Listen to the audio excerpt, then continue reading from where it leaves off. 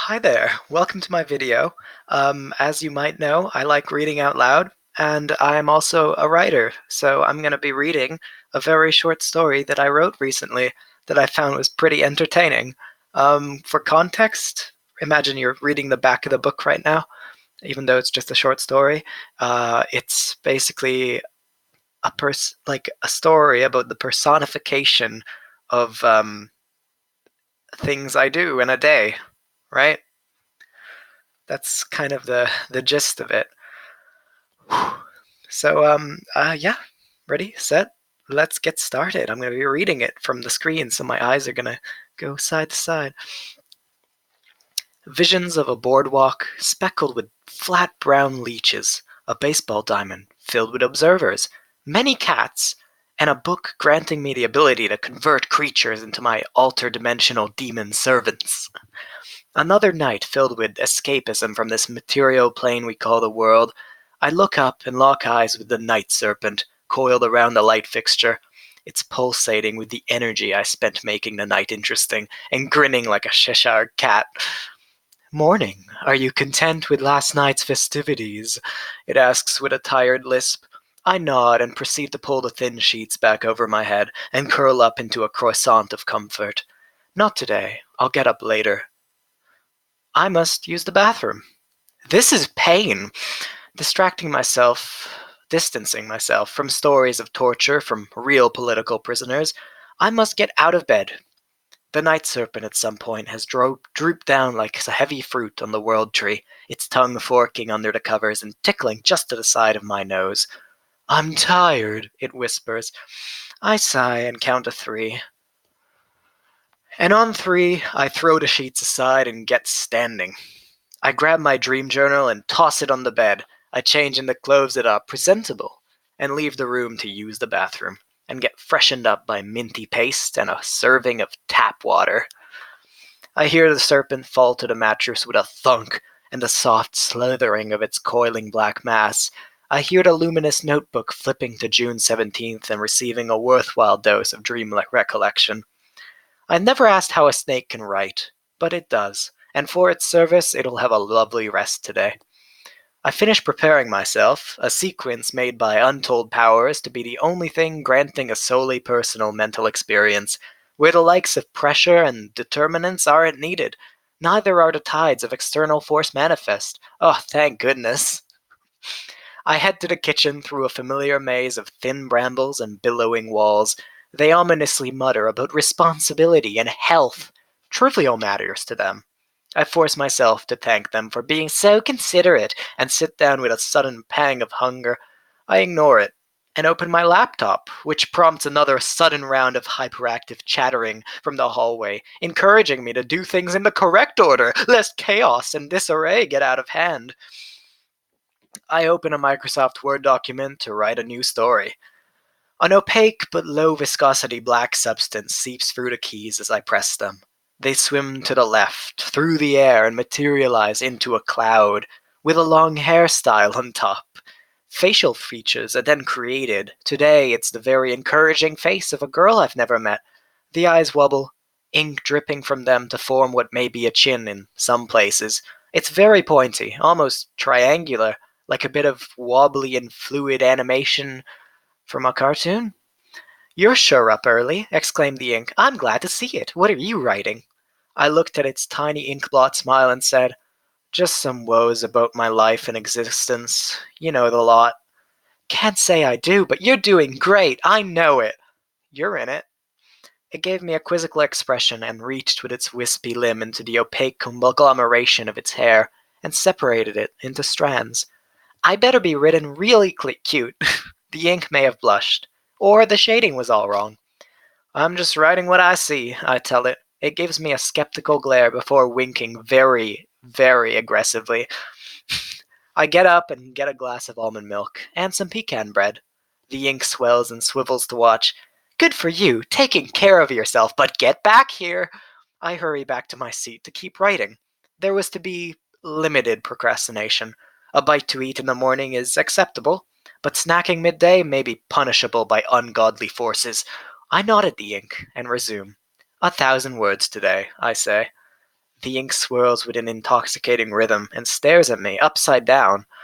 I pause to stare back, taken off the flow of typing. It laughs and jettisons countless droplets of ink onto my screen. Frightfully embarrassed, it envelops them with itself and becomes whole once more. I amusedly keep writing. I've been doing the script properly this morning. There have been days where it goes awry, and countless spirits appear in my midst to give me harsh scoldings, as well as branding my soul with guilt. It never hurt much. They hate it that it doesn't push me to desperation and decide instead to serve up unhealthy doses of irrational worry about things that aren't problems. I then deal with that worry by speaking about it to rational humans. Rational humans are the best kind of entity. No offense to those in other forms of matter, or non matter for that matter. The ink sways with appreciation for the progress being made. It, or she in this case, gives me two mildly disproportionate thumbs up.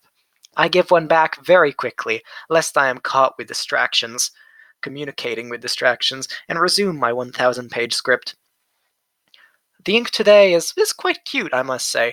If it were a human being, perhaps less unstable physically and emotionally, I might have been infatuated, although I'm already with someone a bit tad less pushy.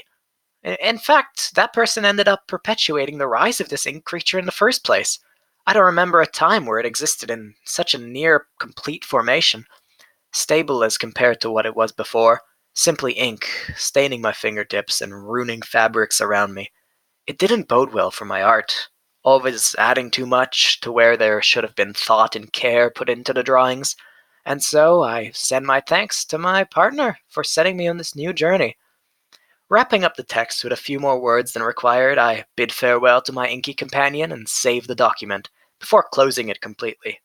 Oh, as an aside, that's the 1,000-word part, so it's like I close it when I got to 1,000 words, just letting you know, that's pretty cool. Uh, I have finished my almond milk and pecan cake, and I feel a necrotic heaviness weighing on my spine. Sitting has that effect on people. Some people. At least, me. And so I retreat to my room, where the night serpent is fast asleep, slipping into its home dimension for the time being. I flop onto the mattress beside it, face first into the billowing pillows. That subtle poetry rose into a crescendo, beckoning beyond the veil of mystery and sagacity, which unleashed a foghorn to my oldest spirit and oldest standing friend, or rather floating, as she came down floating on a cloud of coalesced ambitions, the very building block of humanity, next to libraries. Her eyes are stark white against her gray skin, wearing a fairly flamboyant black blazer and a maroon skirt. Her third eye opens sideways and glares purple into my mind. You will read, correct? She telepathically implants into my subconscious, a method quite clever considering her lack of a mouth. I agree and reach for the book, The Fountainhead by Ayn Rand, an author I knew about without having read her books, and her beliefs are far-reaching in today's political climate, even more so in the past. Today we take equality and egalitarianism as ideals for granted. There were many times in the past, the majority of them in fact, that valued strong leadership and blatant hierarchies. Rand doesn't care for either set of ideals. She wishes for a world of pure individualism, where the strong prosper and the weak are irrelevant. A harsh sentence to those born disadvantaged, but a philosophy nonetheless. She does not care for authority, instead expecting the strong to lead themselves through sheer effort and the weak to dwindle away into the void. I continue to read and end up discovering Rand's secret agenda through very unconventional means. She is kinky, or should I say, perpetually randy, and wishes for a world where men are available as masculine, domineering, and revenge-driven, particularly towards women, who she displays perfectly in her book as being incessantly sexually driven, with plenty of their goals and male expectations being to bear children and tend to the man who brings home the metaphorical bacon. I find this absolutely hilarious, as this long-dead controversial author was possibly one of the most low-key, majorly kinky people ever to become successful. And nobody knows this but me, I think to myself, fully aware that I may either be wrong or people knew the fact already. Fact check my own theories? Preposterous! The vicarious spirit above my head is shaking with delight at my newfound revelations, but urging me to read on. My expectations are continually proved correct, as Rand may be a good writer, but she misses the court completely on suspense, or even simple surprise. Her book feels like it's made for people who already believe what she puts out. The vicarious spirit glows a myriad of colors as she absorbs the various plot devices and characters and situations for future use and consumption. She enjoys seeing what material creatures do, but Ayn Rand's writing displays not genuine human interaction. In that case, the vicarious spirit laughs mercilessly at what humans aren't like. This goes on for a while. I eventually tire of reading and head out for something edible. The hallway taunts me. It quivers and shakes and lashes out of my head, threatening to hit me with a persistent headache if I don't get more hydrated and eat some food, fool. I curse at it. But that only encourages it on, giving me several nudges toward absolute daytime discomfort. I enter the kitchen, and lo and behold, my grandmother made something strange but edible. I can smell and see the cinnamon on top, but it's filled with cabbage and things I literally cannot explain. I scoop some onto a plate and devour it voraciously. My appetite unsatiated, I help myself to another, as the faceless phantom materializes at the table with me. It has been crying. "What's wrong, friend?" I ask of it, hinting towards the crying mask it has been wearing, rendered it a hot shade of red, heated by the fires of despair. "I have failed you," it replied, never dishonorable, never disloyal. Its nocturne body phases in and out of flux, and the hole where its face ought to be, where the masks are placed, echoes the words it spoke. "What do you mean? I'm getting along fine. Is this about yesterday?" "Yes, I am sorry. It's never been like that at a time of opportunity. I knew it meant a lot to you, but mm, don't worry about it. Some things simply don't happen, and so other things do happen," I explain. "For example, we screw up in an audition. We get plenty of time for other things." It looks up from its depression and says, "But we wanted to perform, and sing and dance and act our way into people's hearts, to be admired." I pat the top of its spectral mass and tell it, "There's a time, there's a next time, and that time, we'll get it for sure. September, I promise. Remember, that was the original plan anyway, to return to soundstage." At last, it glimmers with a slight mirth, but still says, "I'll miss you until then." As will I. I finish up with a glass of water and feel comfortable. I've been doing so well today. The hallway better not get on my back about little nuances and minuscule health-related travesties. Of course, it still does, whispering to itself and its friends that I missed martial arts class today. Oh, give it up, hallway. I'm doing great, so shut your stupid immaterial tendrils and get a life. I look around the room for someone to talk to and notice my unfinished paintings. They are silent, but the aberrant chaos within them manifests regardless. Such a force cares not for reason, only that negativity must be channeled into art, that the worlds that bring us joy and pride do nothing for free. The price is my servitude to the art world, the glaring chaos master art, the prideful and spiteful miser who immediately notices my glare and grabs my hand before it's too late and I lose interest. "I will have you now. Your services are needed. Come to me now." "I don't think it's really the time and place. It's getting late and dark, and I won't be able to see." I plead uselessly against the black and white mask. "Useless resisting. I am the pole of eons. I am the creator and destroyer of civilizations. You are mine." The mask's one eye opens with hatred. The spikes of white hair surrounding it frizzle with the energy of 1,000 generations. I push against the heart strapped to its chest, but the flames accompanying dance and restrain my strength. They sap away at my will to do anything but serve the great sentience chaos. I will make the world mad for my benefit. I will drive humanity to its greatest extinction yet. I'm whirled into a world of expression, of my personal brand of dark and dismal, the horrors that lurk beneath every blank slate, the evil that haunts my joy. I dip the brushes and wipe off the excess water. Art's heart beats in rhythm to the sun's flares, its otherwise bare torso misshapen by ceaseless effort and an indifference to nourishment.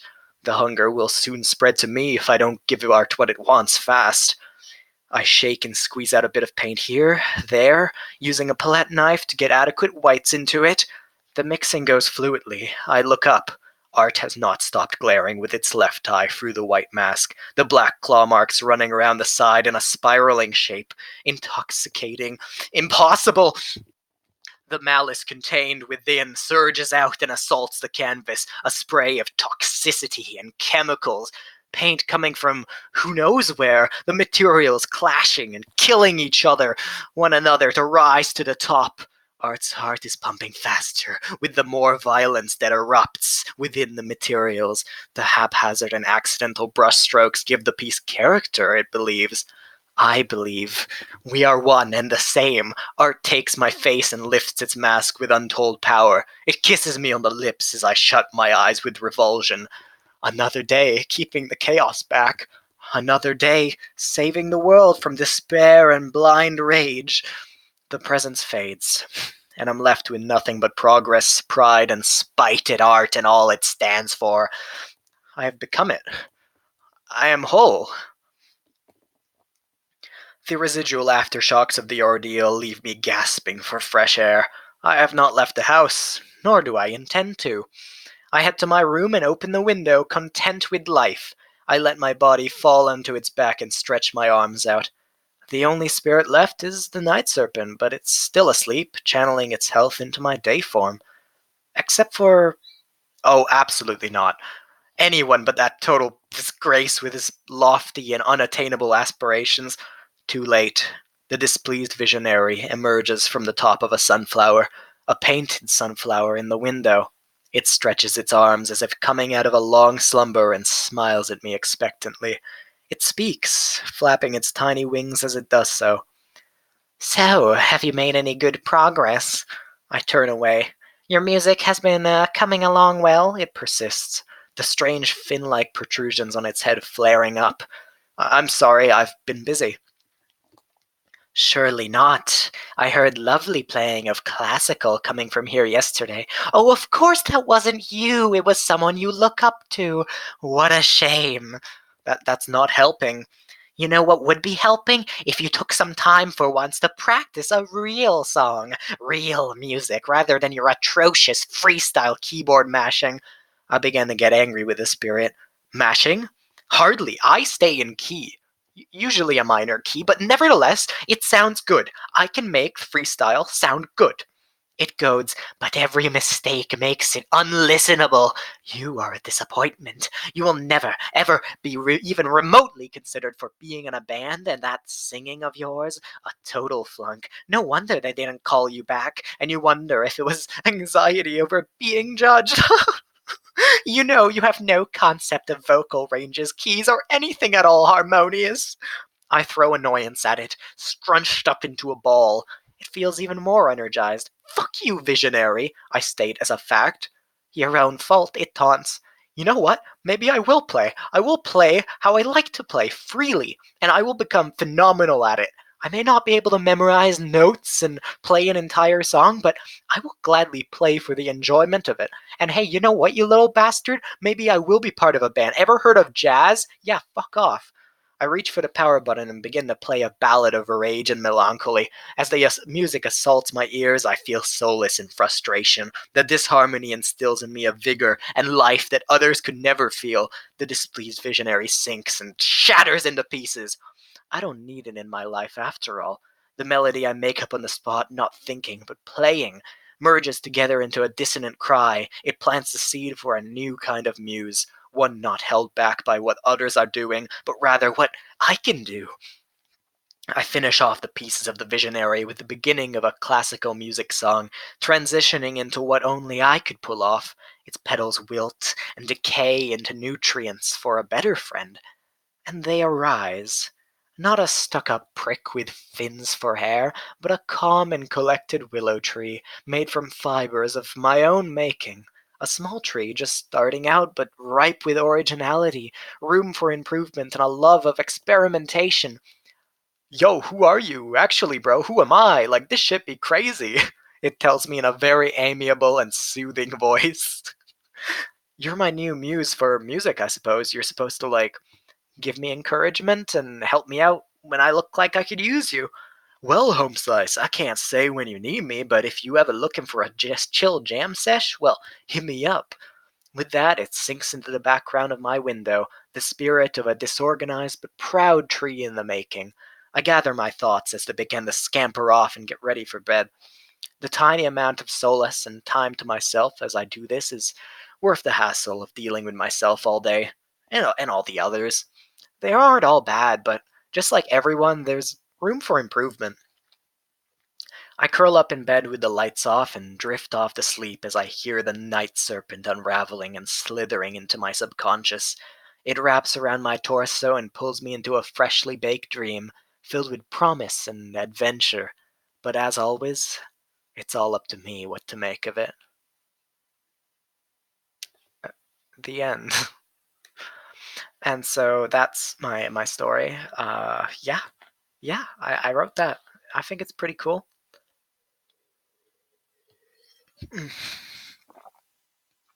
It's mostly like just written for myself because it's like a sort of self-reflection thing, and it kind of helped me a lot in like managing my time and really managing my emotions when I do things, like especially music. Like that scene, it kind of like helped me.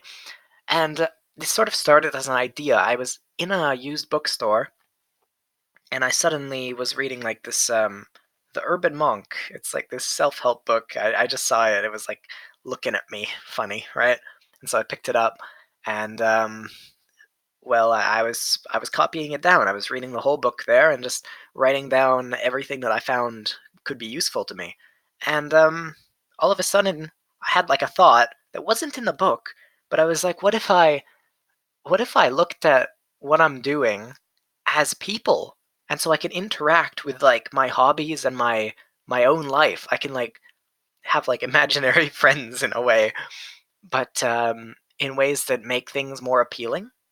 And so I thought about reading and how like I don't really find myself reading a lot. I always go to make friends and talk to them because I really love social interaction. Um, and so I was like, what if reading was like a person? Was like I don't know, some girl who was just hanging out and like maybe sitting on a cloud and just like, you know, yo, how's that book going? And like then I thought about it and I thought, you know what? Every one of my hobbies has like a different personality. Like art as it was displayed is like this unstoppable vortex of I need to channel my chaos into something, and that's usually how my art turns out. It's very like dark and dismal as I describe it. And then reading, the vicarious zealot, because it likes to live vicariously through different characters and sort of experience different viewpoints from like a very primal way. And I that's how I read, and so that's reading. They're not called reading, but that's how I imagine them. And then there is the night serpent, who's the embodiment of dreams, and they give me like this kind of transaction for how well I do in the day. I kind of have those happen at night, and I have like adventures and crazy things. My dreams are really cool. Maybe I'll have a video on those. I do have a dream journal. I do it like every time. Then who else was there? Right, Drama, who is the faceless mask one. Was feeling really bad because just the other day I did flunk an audition, and that felt really like a big hit on my sort of self esteem and stuff like that. I got over it, and I figured like, you know, because I don't have these rehearsals like all the time now. I'm not part of the actor studio. I get all this time for like other stuff, and so that's where the inspiration to write came from. And finally, who's that? Who's that? There's one more, isn't there? There's, hold on. Let me open that document. I'm pretty sure. Oh, right, music. Ugh, music. Oh, that's my least favorite one. I self-critique so much, and I wanna make things perfect.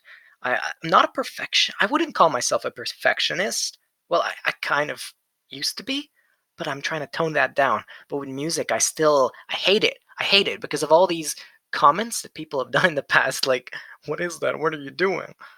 I just feel terrible. I don't know. It hit my self-esteem, and I know I shouldn't care what people think, but I do anyway, and it makes me really have a hard time doing music. And yeah, so I kicked it to the curb, and I'm just gonna do freestyle now because it's fun, and maybe sing a bit. But I can't sing when people are around, and like my grandmother's always home, and it's like ah. But you know, you do what you can do, and yeah, I find that really cool. And thank you for watching, and thank you for listening. If you, yeah, stay tuned for more videos. I don't know what's next. Oh, currently, I'm writing two different stories. Um, One of them is about a sort of teenage girl going into like across the duchy. It's like a fantasy world and going through all these things. But you skip to that part. You skip to the part where she meets a necromancer to save her father, who's under like an undead curse, turning him into like a ghoul, right? And then they travel back, and then some crazy stuff happens. So that's what I'm writing. I'm like 10,000 words in or something. It's pretty good. And then I'm writing another one, which is a dinner party with a vampire lady who orphans two children and takes them in as her own and learns valuable moral lessons. Like she's like, yeah, yeah, it's gonna be fun, and I'm quite far into that one too. Well, I'm only on chapter 2, but it's a fun time. So yeah, stay tuned. Bye.